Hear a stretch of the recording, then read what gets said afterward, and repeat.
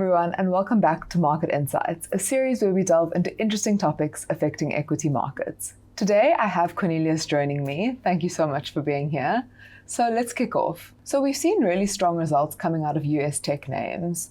Could you maybe elaborate and unpack where else we can find similar growth and tech opportunities? Yes, so emerging markets actually has a lot of growth and tech exposure these days. I think when people think about South Africa, which is very dominated by cyclical sectors like financials and resources, we know the banks and the miners are a significant portion of our index. They often think emerging markets are the same, but emerging markets these days actually has more e-commerce and information technology exposure than MSCI ACWI.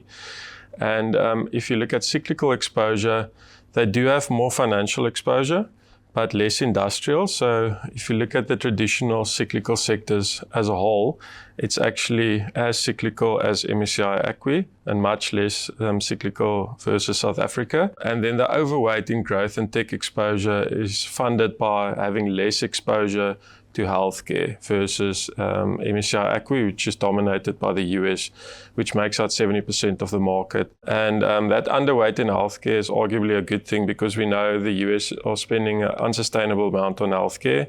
And we can see the Trump administration are going after some of the profit pools. And a lot of the health insurers and the pharma companies have been under pressure lately. Brilliant. And how are you seeing that filtering through into stock-specific opportunities? So we remain bullish on China e-commerce, but as we've discussed in previous sessions, there is a food delivery fight going on in China. So you have to be quite selective with the exposure that you take, but we still like a company like Tencent. They have seen acceleration of revenue growth basically every quarter over the last year and a half.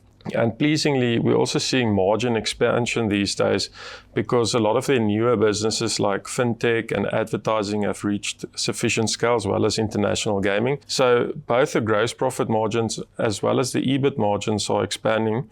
So you are seeing high single-digit revenue growth over the medium term and earnings growth faster than that due to the margin expansion as well as the buybacks. Of course, with the Fairtree Global Equity Fund and the Emerging Market Fund, we can select whether we want to take the exposure directly to Tencent or Prosus or Naspers, and we are very active in moving between the three names depending on where the discounts trade, because every 10% move in the discount on a 5% position is an additional 50 bips of performance.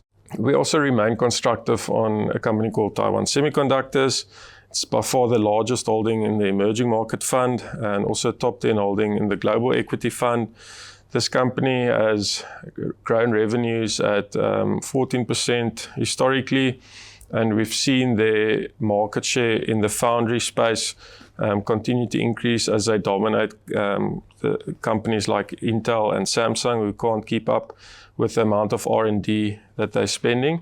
So they're continuing to lead in chip development, and the medium growth outlook is actually for acceleration. So we expect them to grow closer to 20% going forward.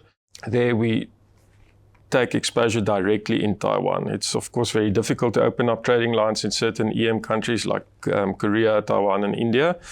And because of this friction, you actually see the Taiwan Semiconductor ADR in the US trading at a 25% plus premium these days, which is quite rare. It's only happened 3 or 4 times historically.